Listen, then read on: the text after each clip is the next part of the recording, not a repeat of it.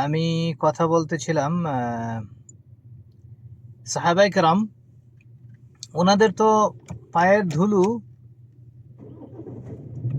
আমরা যদি পাই তাইলে আমাদের জন্য সেটাকেও আমরা মোবারক মনে করি। কারণ হলো ওনারা আল্লাহ রব্বুল আলামিনের অ্যাকসেপ্টেড বান্দাদের মধ্যে, অর্থাৎ ওনারা রব্বে করিম যাদেরকে ঘোষণা দিয়েছেন যে যাদের যাদের সব গুনাহগুলা উনি মাফ করে দিবেন, সেই সমস্ত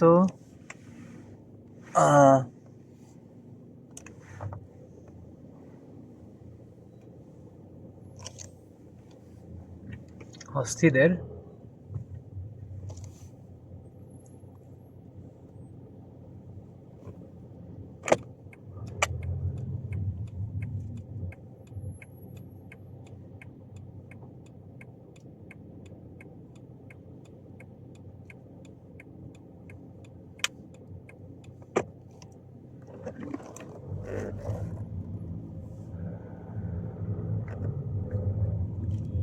সেই সমস্ত হস্তিদের আমার অনেক সময় চলে গেছে। আসলে এটা একটু বিকট একটা ট্রাফিক, বিরল একটা ট্রাফিক। টাওয়ার ব্রিজের আগে অনেক ট্রাফিক থাকে। যেটা বলতেছিলাম যে সাহাবায়ে কেরামের ধুলোর পরিমাণ, আমরা কিন্তু ওনাদের ধুলো গায়ে মাখলেও তাও আমাদের জন্য বরকত আমরা মনে করব, কারণ ওনাদের তো ধুলো আর মিলবে না। সুতরাং ওনাদের সমালোচনা করিয়ে নিজের জীবনকে নষ্ট করাতে কোনো মানে হয় না। বরঞ্চ ওনারা কি কি আমাদের জন্য রেখে গেছেন সেগুলো আমরা দেখব, যেগুলা রাসূল করিম সাল্লাল্লাহু আলাইহি ওয়াসাল্লাম এর বাণীর সাথে মিলতেছে, এবং ওনাদের ভালো কাজগুলোকে অনুসরণ আমরা করবই অবশ্যই। কারণ রাসূল করিম সাল্লাল্লাহু আলাইহি ওয়াসাল্লাম বলেছেন, আমার একজন সাহাবা আকাশের তারকার মতো। যেভাবে মানুষজন আগেকার যুগে তারকারাজির দিকে তাকাইয়া তাদের পথ চিনত, ঠিক তদ্রূপ আমরা একজন সাহাবার জীবন থেকে আমরা আমাদের জীবন আদর্শ, আমাদের জীবনের পাথেয়গুলা আমরা হাসিল করতে পারি।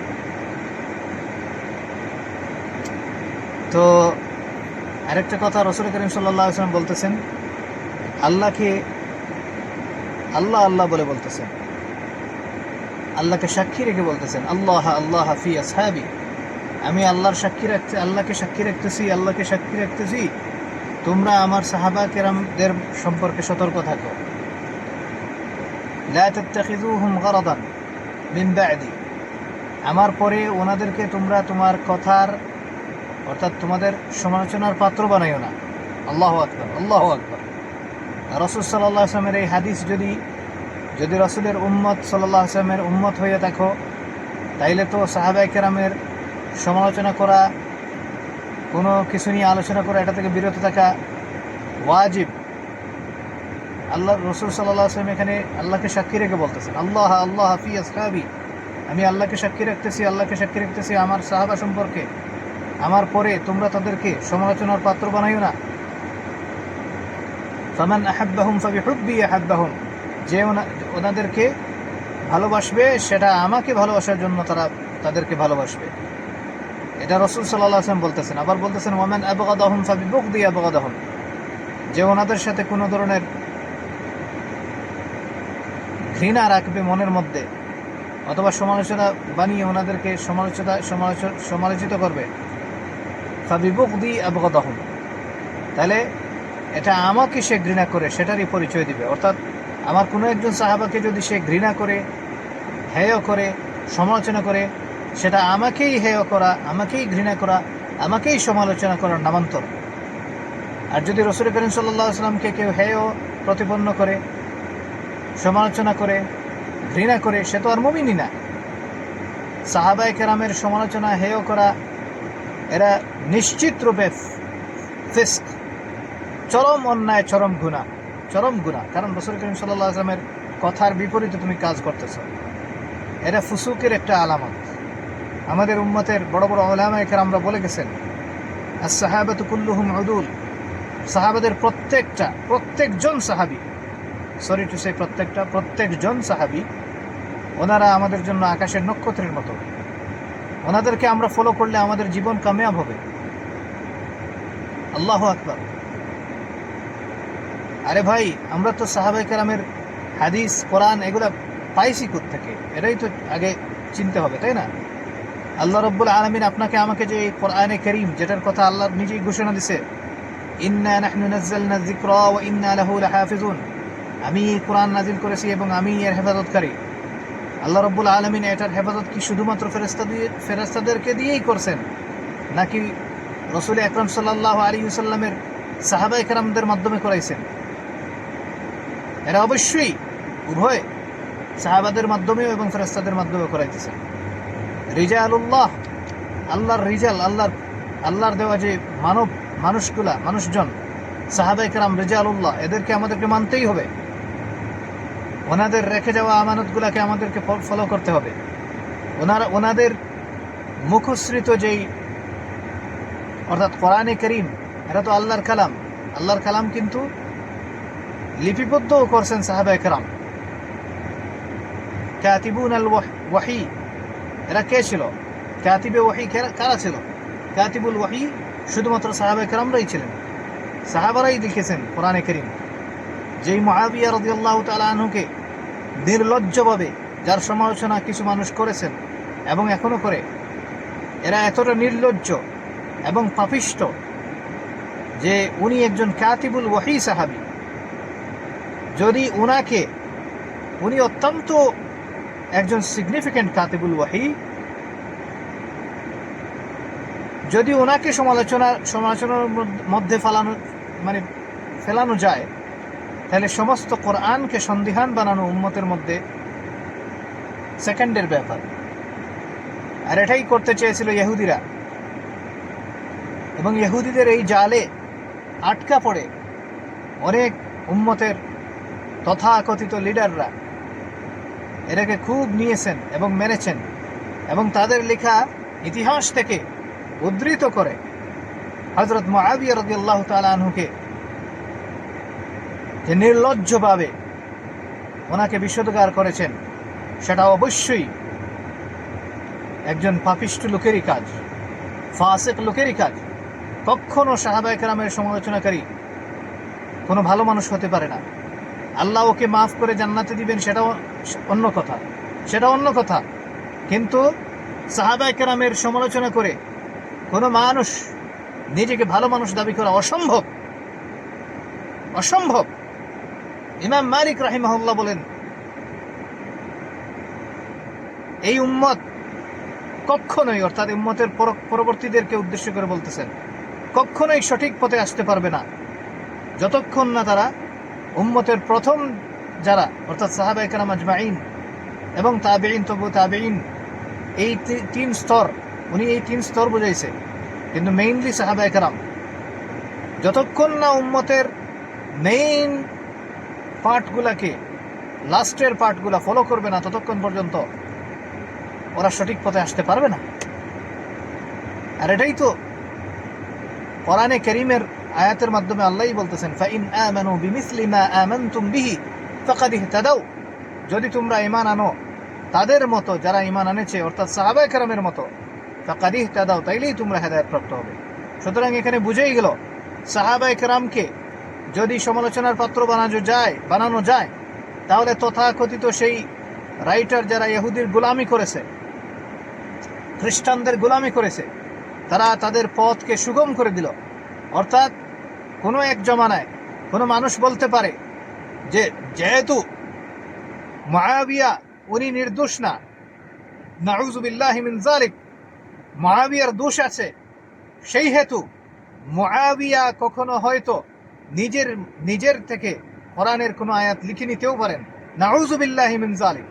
এই সমস্ত গাঁজাখুরি মন্তব্য অদূর ভবিষ্যতে আসবে আমাদের ফেরাসতওয়ালা উলামায়ে কেরামদের দৃষ্টি এদিক দিয়ে থাকার কারণেই ওনারা এখনো বর্তমান জামানার তথাকথিত সাহাবা সমালোচনাকারী জনাব মওদুদীকে আবার ওনার মুখোন্মোচন করতেছেন।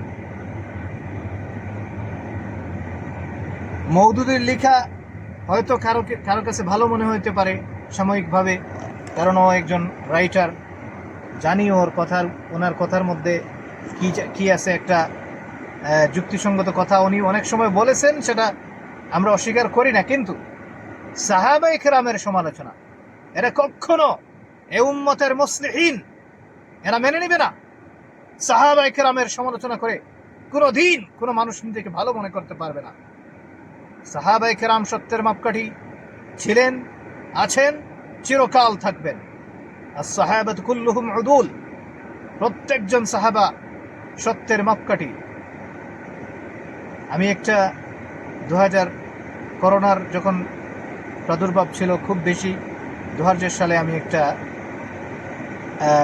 কবিতা লিখেছিলাম সাহাবাদের শানে, এবং সেটা আমার মনে হয় আমি গাইছিলাম আমার ছোট্ট একটা চ্যানেলে, ইউটিউব চ্যানেলে। তো ওইখানে আমার মনে হয় আমি এইটা লেখার কারণে আমাকে আল্লাহ রব্বুল আলামিন, আমি নিজে উপলব্ধি করছি আমি অনেক কিছুতে আমার বারাকা পাইছি। আরে সাহাবায়ে কেরামের কথা যখন যেই ঘরে চলবে, ওনাদের ঈমান দীপ্ত কাহিনীগুলা যদি উম্মতের ছেলে ছোট্ট বাচ্চাদেরকে শোনানো হয়, ঈমান দীপ্ত হবে, জিহাদের চেতনা আমাদের অন্তরে আসবে। সাহাবাদেরকে সমালোচিত করলে দ্বীন এই দুনিয়াতে থাকবে না। সুতরাং যারাই সাহাবাদের বিরুদ্ধে কথা বলবে, তাদের বিরুদ্ধে উম্মতের প্রতিটা মানুষ রুখে দাঁড়াতে হবে। যারা ইসলাম প্রতিষ্ঠার নামে আসবে আমাদের সামনে, সোজা কথায় 3টা জিনিস তাদের কাছ থেকে দেখে নেবেন। ওরা আল্লাহর বিধান কোরআন মানতেছে কিনা, রাসূল সাল্লাল্লাহু আলাইহি ওয়াসাল্লামের হাদিস মানতেছে কিনা, সাহাবায়ে কেরামদেরকে সত্যের মাপকাঠি মানতেছে কিনা। যদি সাহাবায়ে কেরামদেরকে সত্যের মাপকাঠি না মানে, তাদেরকে কখনোই আশ্রয় দিবেন না, এদেরকে তাড়িয়ে দিবেন। এরা বেয়াদব, এরা এই জাতের কলঙ্ক, মুসলিম জাতের কলঙ্ক, এদেরকে কখনো প্রশ্রয় দেওয়া যাবে না। এই বেয়াদবদের কারণেই বাংলাদেশের জনগণের উপর আল্লাহর গজব আসতে পারে। সুতরাং আমার কথাগুলো অনেক,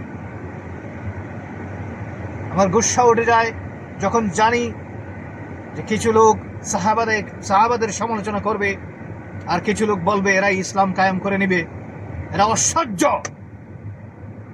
যেই জায়গায় আপনার আমার নবী সাল্লাল্লাহু আলাইহি ওয়াসাল্লাম বলতেছেন, আল্লাহ আল্লাহ, আমি আল্লাহকে সাক্ষী রেখে বলতেছি, লা তাত্তাখিযুহুম মিন বাদি গরাদা, আল্লাহ আল্লাহ ফি আসহাবি, আমি আল্লাহকে সাক্ষী রেখে বলতেছি, এ আমার উম্মত, আল্লাহকে সাক্ষী রেখে বলতেছি, আমার পরে আমার সাহাবাদেরকে সমালোচনার পাত্র বানিও না। যদি কিছু বলতেই হয়, ওনাদের সব ভালো কাজগুলোর আলোচনা করবে, তোমাদের ফায়দা হবে, বারাকা আসবে জীবনে। ওনাদের ভালো কথাগুলো যদি বলি, ওনাদের সাথে আমাদের মহব্বত হবে। ওনাদের সাথে মহব্বত হলে রাসূল করিম সাল্লাল্লাহু আলাইহি ওয়াসাল্লামের সাথেই আমাদের মহব্বত। এরা যেমন রাসূল করিম সাল্লাল্লাহু আলাইহি ওয়াসাল্লাম বলেছেন, ফামান আহাব্বাহুম ফাবিহুব্বি আহাব্বাহুম, যারা ওদেরকে ভালোবাসবে এটা এজন্য যে তারা আমাকে ভালোবাসে, যারা ওদেরকে ঘৃণা করবে এটা এজন্য যে তারা তাদেরকে আমাকে ঘৃণা করে। নাউযু বিল্লাহি মিন যালিক, নাউযু বিল্লাহি মিন যালিক।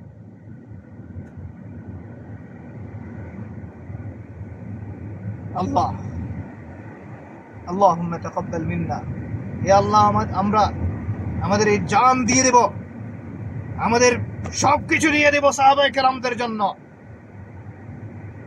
সাহাবা ইসলামের কি বলে পতাকাবাহী। এক একজন সাহাবা হলেন আমাদের এক একটা পতাকা। এই যে মাযহাবগুলো আছে না, 4টা মাযহাব, এটা তো 4 জন বড় সাহাবা। ঘুরে ফিরে আপনি দেখবেন ওই 4-5 জন সাহাবাদের ওনাদের ফতোয়া 4 জনের 4 ভাবে ছিল। সেজন্যই এই আমাদের এই মাযাহিব 4টা মাযহাবই হয়েছে, আর এগুলো সবগুলোই সঠিক। ইমাম মালিক রাহিমাহুল্লাহ, ওনার আব্বা আনাস বিন মালিক রাদিয়াল্লাহু তাআলা আনহু, ওনার থেকে বেশি ফিকহগুলো গ্রহণ করেছেন। আর উনি কার কাছ থেকে? রাসূল করিম সাল্লাল্লাহু আলাইহি ওয়াসাল্লামের কাছ থেকে। ইমাম আহমদ ইবনে হাম্বল রাহিমাহুল্লাহ, উনি ওনার উস্তাদ ইমাম শাফিঈ রাহিমাহুল্লাহর কাছ থেকে, এবং ওনার উস্তাদ ইমাম শাফিঈর উস্তাদ ইমাম আবু ইউসুফ রাহিমাহুল্লাহ। ইমাম আবু ইউসুফ হলেন ইমাম নু'মান বিন সাবিত ইমাম আবু হানিফা রাহিমাহুল্লাহর ছাত্র। তাহলে ঘুরে ফিরে ওই এক জায়গায় সবাই চলেন। ইমাম আবু হানিফা রাহিমাহুল্লাহর ফিকহ মেজরিটি উনি গ্রহণ করেছেন আব্দুল্লাহ ইবনে মাসউদ রাদিয়াল্লাহু তাআলা আনহুর কাছ থেকে। তাহলে গেল সাহাবার কাছে, সুবহানাল্লাহ। আবার আব্দুল্লাহ ইবনে ওমর রাদিয়াল্লাহু তাআলা আনহুর কাছেও যায়। তাহলে ঘুরে ফিরে সব সাহাবায়ে কেরাম, ওই সাহাবাদের মাধ্যম থেকেই আমরা আমাদের শরিয়ার আইন, শরিয়ার সবকিছুকে বিন্যাস করেছি। ওনাদের মুখশ্রিত কথাগুলোই আমাদের জন্য দলিল। সুবহানাল্লাহ। ওনাদেরকে সমালোচনার পাত্র বানাইলে পরে এরা কাফেরদের জন্য, বেঈমানদের জন্য সহজ হয়ে যায় যে তারা কোরআনকে ফল্টিক বলবে। আর এই জন্যই তো এ সমস্ত মানুষদেরকে প্রশ্রয় দেওয়ার কারণে আজকে আমাদের এই পৃথিবীতে দেখতে হয় হাদিস অস্বীকারী একটা দল বাইর হয়ে গেছে। ওরা হাদিস মানেই না। নাউযু বিল্লাহি মিন যালিক, নাউযু বিল্লাহি মিন যালিক। সুতরাং ফিতনাকে যদি সমূলে নির্মূল করতে হয়, ফিতনার সবগুলা আগাছাকে কেটে দিতে হবে। জড় থেকে যদি মূলোৎপাটন না করা হয়, ফিতনা থেকেই যাবে। আহমেদিয়া এটা বড় ফিতনা, এটা হলো কাফের, এরা মুসলমানই না। মওদুদি এরা মুসলমান, নামধারী মুসলমান, আমাদের মধ্যেই থাকে, আমাদের মধ্যেই চলাফেরা করে ওরা, কিন্তু ওদের আকীদা, ওরা একটা বিষ ফোড়ার মতো ইমানের মধ্যে বিষ ঢেলে দিচ্ছে, যাতে আপনার আমার ইমানই জীবনটা নষ্ট হয়ে যায়। আল্লাহ আমাদের সবাইকে যাতে সহি সমাজ দান করেন। আমারও বয়স বেশ না, আল্লাহ এই যত বছর আমাকে বয়স দিয়েছেন, 38-39 বছর, আমার 39-এ পা দিব ইনশাআল্লাহ আগামী বছর, ইনশাআল্লাহ। আল্লাহ চাহে তো আল্লাহ আমাকে এবং আপনাদের সবাইকে নেক হায়াত দান করুন। তা আমি আমার জীবনের একটা সময়ে মওদুদের পিছনে তেমন একটা আকৃষ্ট ছিলাম না, তবে জামাতের কার্যকলাপগুলোকে ভালো পাইতাম, মনে করতাম যে ওরা তো ভালো কাজ করতেছে। কিন্তু পরবর্তীতে আমার সামনে যখন এগুলা আল্লাহ রাব্বুল আলামিন, হয়তো আমার মা বাবার দোয়ার কারণে, হয়তো কোনো উস্তাদের দোয়ার কারণে, অবশ্যই উস্তাদদেরও দোয়া আছে আমাদের জন্য এবং মা বাবার দোয়াও আছে। বিশেষ করে আমি একজন উস্তাদ আমি আজকে স্মরণ করতে চাই।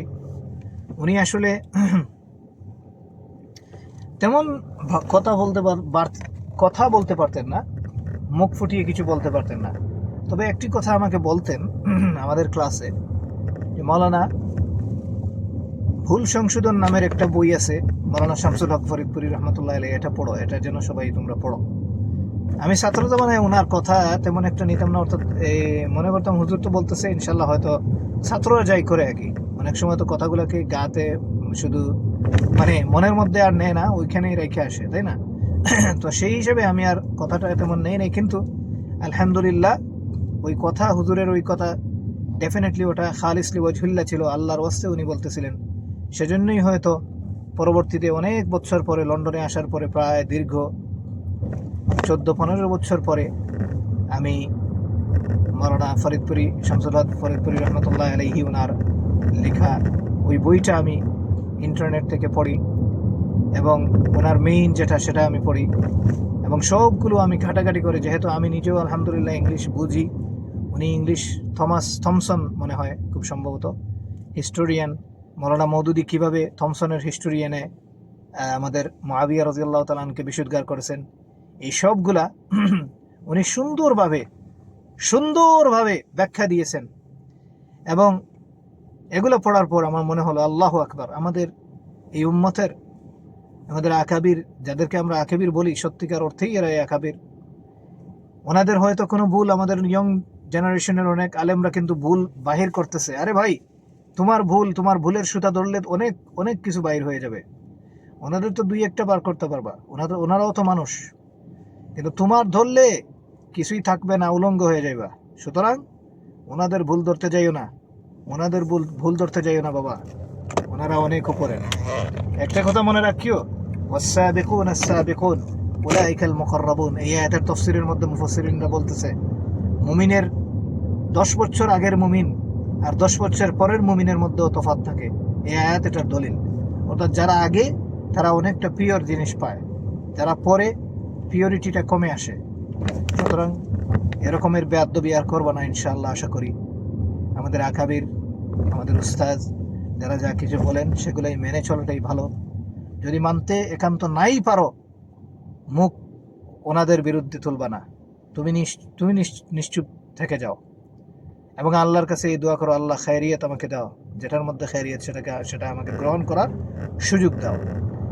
এই যে দোয়া আছে না, আল্লাহুম্মা আরিনাল হাক্কা হাক্কা ওয়ারযুকনা ইত্তিবাআহ ওয়া আরিনাল বাতিলা বাতিলা ওয়ারযুকনা ইজতিনাবাহ, এইটা পড়বা। হে আল্লাহ, হককে আমাদেরকে সবসময় হকই দেখাও এবং এর ফলো করার তৌফিক দান করো, আর বাতিলকে আমাদের চোখে বাতিলই দেখাও, আর এটা থেকে দূরে থাকার আল্লাহ আমাদেরকে তৌফিক দান করো। এই দোয়াটা সবাই করবা। আমার মনে হয় এই দোয়াটা সবাই যদি খালিস নিয়ত করে, সব কিছু ইনশাল্লাহ পরিষ্কার হয়ে যাবে মনের মধ্যে। মওদুদি ফিতনা, বেরলবি, তারপর বেরলবি আসলে এটাও একটা ফিতনা বলা যায়। আমি এটার আলোচনা আরেকদিন করব। আহমেদিয়া তো আর সবাই জানি আমরা কাফের, এদের কথা আর আলোচনা করার কোনো প্রয়োজন হয় না। উম্মতের প্রায় সবাই জানে এরা কাফের। এরা আবার মুসলমান দাবি কীভাবে করে? ওরা মুসলিম না। ওদের যে উপাসনালয়, আমি ওগুলাকে টেম্পল ডাকি, টেম্পল। এগুলাকে কেউ ভুলেও কখনো আমাদের পবিত্র মসজিদের নাম দিবা না। এটা দিলে তোমরা নিজে তোমাদের ইমানের মধ্যে সমস্যা আসবে। আল্লাহ আমাদের সবাইকে ভালো করুক। আমি এই কথাগুলো এই জন্য বললাম যে আসলে আমাদের ইয়ং জেনারেশন যারা এখন আজকালকে বিগত আওয়ামী দূষরদের টাইমে যাদের জন্ম হয়েছে এবং যারা ছোট ছিল, এই টাইমে কিন্তু আমাদের ওলামায়ে কেরাম মওদুদির অনেক কিছু স্বরূপ উন্মোচন করছেন কেউ, আবার আমরাও এদেরকে বিরোধিতা করছি, কারণ সেই সময়ে তারা মাজলুম ছিল। সুতরাং কোনো মানুষের যখন সে মাজলুম থাকে, তখন তার আবার আপনি একটা কথা আছে না,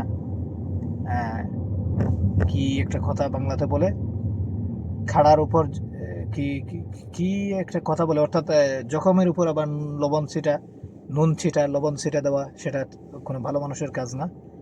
ওরা যখন গুড পজিশনে আসবে তখন আবার ওদের মুখ সম্মোচন করে দেওয়া, সেটাই ভালো। এবং আমি দেখেছি আমাদের অনেক ওলামায়ে কেরাম এখন আবার সোচ্চার হচ্ছেন, যেটা অত্যন্ত জরুরি, এটা লাগবেই। কারণ এই উম্মতের ছেলে মেয়েদেরকে আমরা বিভ্রান্ত হতে দেব না ইনশাআল্লাহ। অর্থাৎ আমরা চেষ্টা করব ওরা যাতে বিভ্রান্ত না হয়। আল্লাহর হাতে হেদায়েত দেওয়ার মালিক আল্লাহ। যদি আমরা না বলি, তাইলে কিন্তু আমরা আল্লাহর কাছে আমাদেরকে জবাবদিহিতা করা লাগবে। আল্লাহ আমাদের সবাইকে তৌফিক দান করুন। আমি কথাগুলোকে আল্লাহর বস্তে লিওয়াজহিল্লাহ সাহাবাদের শানে, সেজন্য আমার কথাগুলো অনেক রেগেও গিয়েছিলাম, কারণ এটা জুসের একটা কি আছে, সাহাবাদের কথা বললে জুস অটোমেটিকলি চলে যায়। কারণ এই ঈমান আমরা পাইছি সাহাবাদের মাধ্যমেই, ওনাদের মাধ্যমেই আমরা পাইছি। সুতরাং ওনারা সর্বোচ্চ সম্মানের আসনে আমাদের মনে, আমাদের অন্তরে থাকবেন চিরদিন इंशाअल्लाह। सहाबा तो वो सहाबा है जिन्होंने सोहबत नबी हासिल किया। Sahabas are those who have got the companionship of our beloved and Allah's beloved Habib sallallahu alaihi wasallam. সুতরাং ওনাদের সমালোচনা করা আমাদের জন্য কখনোই সমীচীন নয়। ওনাদের কোনো ভালো কাজ আলোচনা করা, এটা আমাদের ঘরের বরকত, আমাদের নিজের জানের বরকত, আমাদের ইমানের বরকত, আমাদের সব কিছুর বরকত। এভাবেই আমরা দেখব ইনশাআল্লাহ।